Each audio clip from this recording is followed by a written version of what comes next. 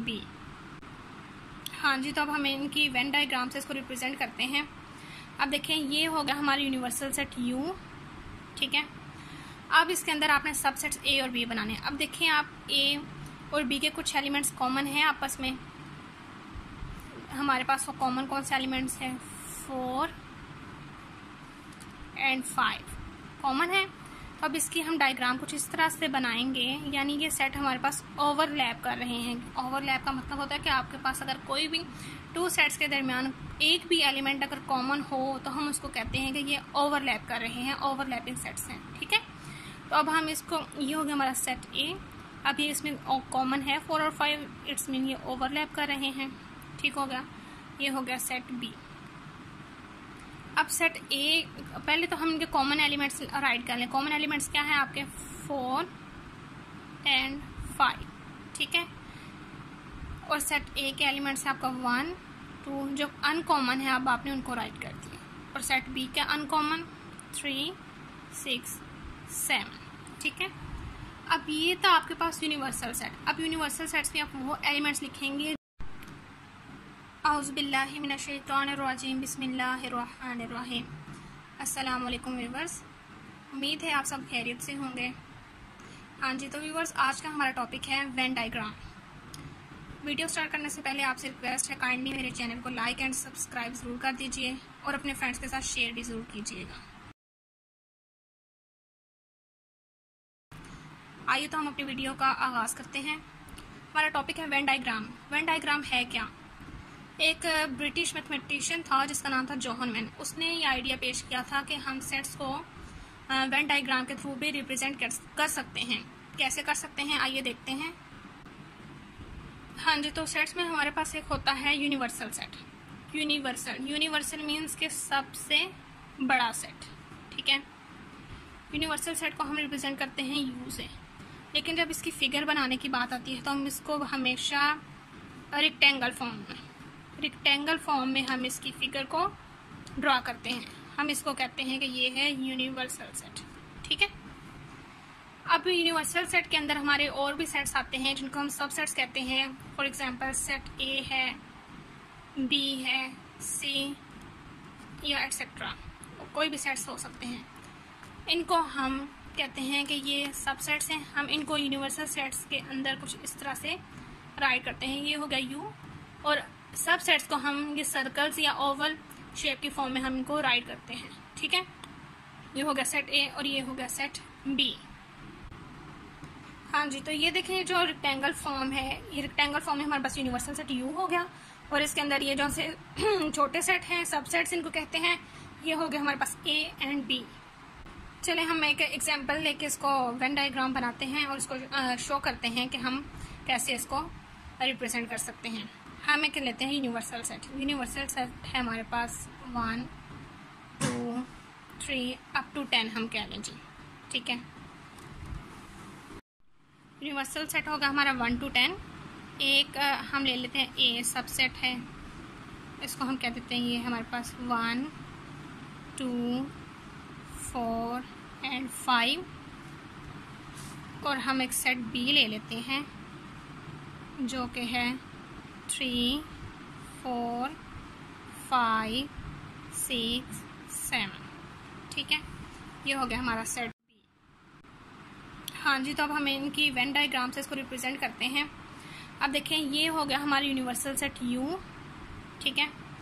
अब इसके अंदर आपने सब सेट्स ए और बी बनाने हैं। अब देखें, आप ए और बी के कुछ एलिमेंट्स कॉमन हैं आपस में। हमारे पास वो कॉमन कौन से एलिमेंट्स हैं? 4 और 5 कॉमन है। तो अब इसकी हम डायग्राम कुछ इस तरह से बनाएंगे, यानी ये सेट हमारे पास ओवरलैप कर रहे हैं। ओवरलैप का मतलब होता है कि आपके पास अगर कोई भी टू सेट्स के दरमियान एक भी एलिमेंट अगर कॉमन हो तो हम उसको कहते हैं कि ये ओवरलैप कर रहे हैं, ओवरलैपिंग सेट्स हैं, ठीक है। तो अब हम इसको, ये हो गया हमारा सेट ए। अब ये इसमें कॉमन है 4 और 5, इट्स मीन ये ओवरलैप कर रहे हैं, ठीक हो गया। ये हो गया सेट बी। अब सेट ए, पहले तो हम इनके कॉमन एलिमेंट्स राइट कर लें। कॉमन एलिमेंट्स क्या है आपके? 4 और 5, ठीक है। और सेट ए के एलिमेंट्स है आपका 1, 2, जो अनकॉमन है अब आपने उनको राइट कर दिया। और सेट बी का अनकॉमन 3, 6, 7। ठीक है, अब ये था आपके पास यूनिवर्सल सेट। अब यूनिवर्सल सेट्स में आप वो एलिमेंट्स लिखेंगे। हाँ जी, तो अब हमें इनकी वेन डायग्राम से इसको रिप्रेजेंट करते हैं। अब देखें, ये हो गया हमारा यूनिवर्सल सेट यू। ठीक है, अब इसके अंदर आपने सबसेट्स ए और बी बनाने हैं। अब देखें, आप ए और बी के कुछ एलिमेंट्स कॉमन हैं आपस में। हमारे पास वो कॉमन कौन से एलिमेंट्स हैं? 4 और 5 कॉमन है। तो अब इसकी हम डायग्राम कुछ इस तरह से बनाएंगे, यानी ये सेट हमारे पास ओवरलैप कर रहे हैं। ओवरलैप का मतलब होता है कि आपके पास अगर कोई भी 2 सेट्स के दरमियान एक भी एलिमेंट अगर कॉमन हो तो हम उसको कहते हैं कि ये ओवरलैप कर रहे हैं, ओवरलैपिंग सेट्स हैं। ठीक है, तो अब हम इसको, ये हो गया हमारा सेट ए। अब ये इसमें कॉमन है 4 और 5, इट्स मीन ये ओवरलैप कर रहे हैं। ठीक हो गया, ये हो गया सेट बी। अब सेट ए, पहले तो हम इनके कॉमन एलिमेंट्स राइट कर लें। कॉमन एलिमेंट्स क्या है आपके? 4 और 5। ठीक है, और सेट ए के एलिमेंट्स है आपका 1, 2, जो अनकॉमन है अब आपने उनको राइट कर दिया। और सेट बी का अनकॉमन 3, 6, 7। ठीक है, अब ये था आपके पास यूनिवर्सल सेट। अब यूनिवर्सल सेट्स में आप वो एलिमेंट्स लिखेंगे जो इन दोनों सेट्स और कॉमन सेट के अलावा जो एलिमेंट्स हैं आपने यहाँ पे राइट करने हैं। ठीक है, यूनिवर्सल सेट था ना हमारा 1 to 10, तो इसी तरह आपने यहाँ पे जो रिमेनिंग एलिमेंट्स रह गए हैं आपने वो राइट करने हैं। 1, 2, 3, 4 कॉमन था, 5 कॉमन था, 6, 7। तो आपके अनकॉमन क्या रह गए? 8, 9, 10। तो ये क्या आ गया आपका? ये आपका आ गया यूनिवर्सल सेट के एलिमेंट्स। ठीक हो गया, और यही आपकी हो गई वेन डायग्राम हो गई आपकी इस एग्जाम्पल की। ठीक है, हाँ जी, तो नेक्स्ट हमने ले लिया है डी मॉर्गन्स लॉ, आप लोगों ने पढ़ा होगा। अब हमने डी मॉर्गन्स लॉ का फर्स्ट रूल ले लिया कि हमने रिप्रेजेंट करना है, इसको शो करना है कि A union B whole complement equal to है हमारे पास A complement intersection B complement के। हमने ये चीज़ प्रूव करनी है। ठीक है, अब प्रूव करने से पहले हम क्या कर देंगे? सबसे पहले हम इसकी राइट हैंड साइड ले लेंगे। ठीक है, राइट हैंड साइड ले ली जो कि है आपकी ए यूनियन बी का होल कॉम्प्लीमेंट। अच्छा, A union B whole complement किस चीज़ के इक्वल होता है? ये हमारे पास इक्वल होता है you means universal set minus difference. Minus कहते हैं या डिफरेंस कह लें, एक ही बात है। U difference A union B हमारे पास इक्वल टू होता है ए यूनियन बी के होल कॉम्प्लीमेंट के। ठीक है, अब हम इसको वेन डायग्राम से शो करते हैं कि हम इसको कैसे बना सकते हैं इसकी वेन डायग्राम। हाँ जी, तो हम स्टेप 1 में पहले क्या करेंगे कि u minus into A union B find करना है ना, तो हम सबसे पहले ए यूनियन बी फाइंड करेंगे। ठीक है, इसकी वेन डायग्राम बनाएंगे। आपने रेक्टेंगल ले लिया, मीन से ये आपका यूनिवर्सल सेट आ गया। ठीक है, अब आपने ए यूनियन बी, जैसे कि हमने अभी एग्जाम्पल में डायग्राम बनाई थी, डायग्राम सबकी वैसे ही बनेगी। ठीक है, कैसे? ये हो गया आपके पास सेट ए और ये हो गया आपके पास सेट बी। आपने फाइंड क्या करना है? A union B. Means union में हम क्या करते हैं कि जो ए और बी के एलिमेंट्स होते हैं उनको आपस में मिला के लिखते हैं।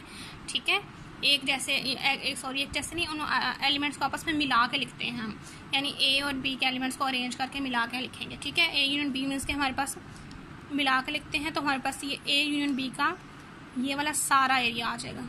तो आपने इसको कर देना है शेड। ठीक है,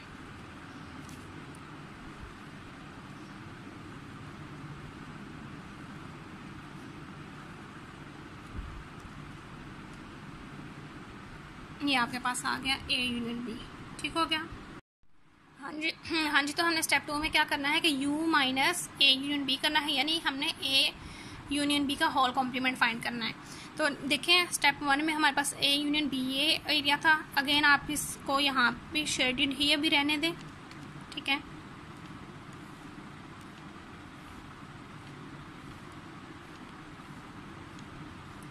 अच्छा, क्या फाइंड करना है? u में से ए यूनियन बी का आपने एरिया जो सा है माइनस कर देना है, रिमूव कर देना है। ए यूनियन बी का ये एरिया था, आपने इसको छोड़ दिया, बाकी जो एरिया आएगा वो आपके पास होगा u minus A union B. तो आप इसको वर्टिकल लाइंस में शेड कर दें। ठीक है, देखिएगा कि आप सर्कल्स के अंदर लाइन लाइन से ना जाएं।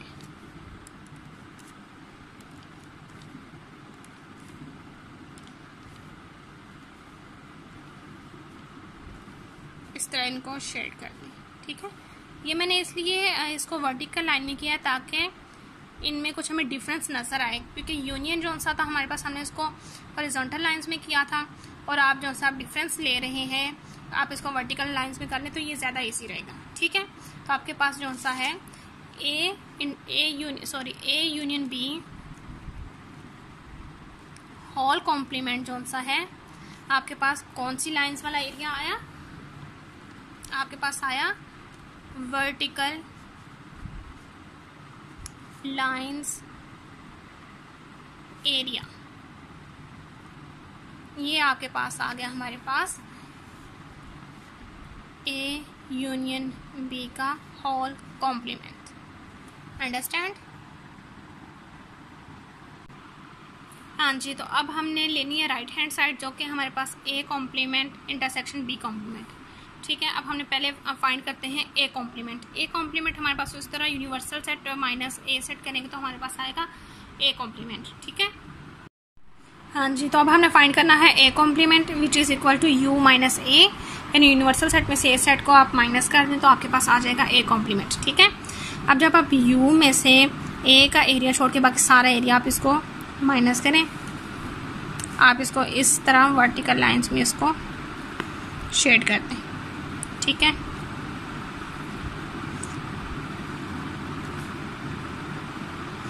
एक का आपने ए वाला जो सा सेट है उसको माइनस नहीं करना है।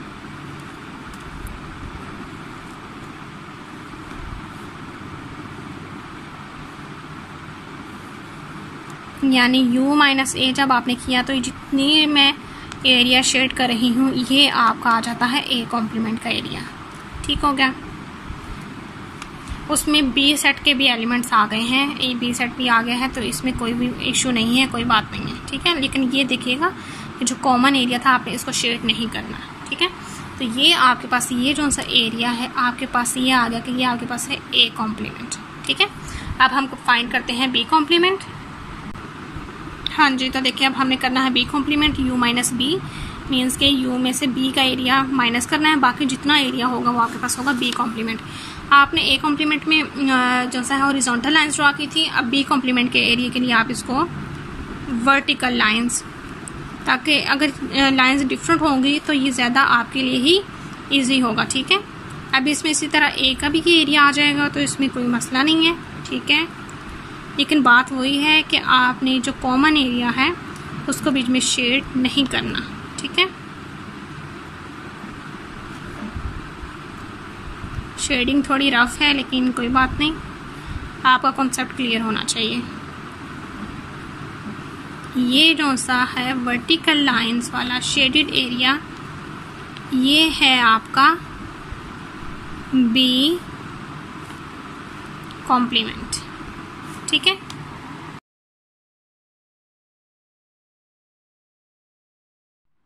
हाँ जी, तो आपने क्या फाइंड करना है A complement intersection B complement. ठीक है, अब देखें ए कॉम्प्लीमेंट और बी कॉम्प्लीमेंट मीन्स के इन दोनों के दरमियान जो कि कॉमन एरिया है। ठीक है, अब देखें ये एरिया देखें और ये देखें, दोनों में यही एरिया कॉमन आ रहा है, लेकिन अगर ए यहाँ पे देखें तो ए यहाँ पे अनशेडेड और यहाँ पे शेडेड है, मीन्स कि ये एरिया कॉमन नहीं है। इस तरह बी यहाँ तो शेडेड है बट यहाँ पे शेडेड नहीं है, तो ये एरिया भी अनकॉमन है। ठीक है, तो ये जो बाकी एरिया है ये हमारे पास कॉमन आ रहा है, तो हम इसको कुछ इस तरह से देखें। ए में हमारे पास थी हॉरिजॉन्टल लाइंस, तो हम यहाँ भी हॉरिजॉन्टल लाइंस ड्रा कर लेते हैं।